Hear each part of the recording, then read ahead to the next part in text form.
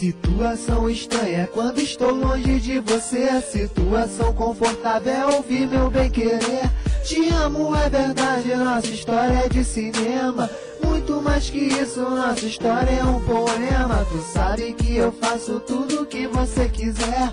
Assumo, sou seu homem, você é minha mulher. Mas não perco o sentido nem a sua compulsão.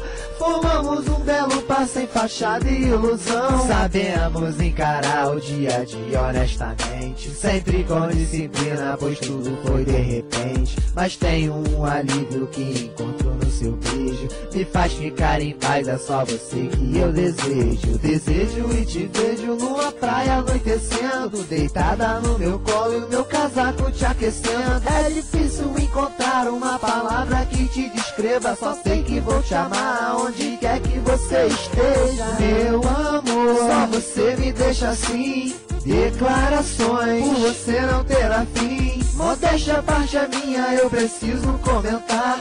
Parece que nós dois formamos um belo par. Meu amor, só você me deixa assim.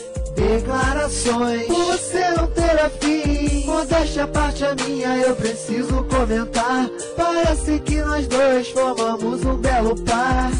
Um belo par de causar inveja a qualquer um. Nossa relação é clara, não vejo problema algum. E o que acontece daqui pra frente temos que encarar e saber usar a mente. O calor de nossos corpos aquece uma lareira. O que eu digo pra você não é de brincadeira. E o mais engraçado de todo esse nosso caso é que tudo aconteceu muito estranho e por acaso. Antigamente eu pensava em uma namorada, mas nesse meio tempo pensei que era fachada. Não foi preciso suar nem que as pessoas se estressem, que é quando não esperamos que as coisas acontecem. Tudo que eu não encontro em outra mulher tá sempre disponível na hora que eu quiser.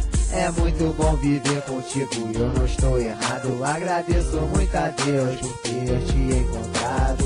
Meu amor, só você me deixa assim.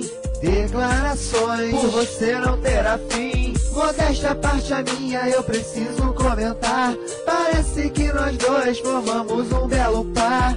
Meu amor, só você me deixa assim. Declarações, por você não ter afim.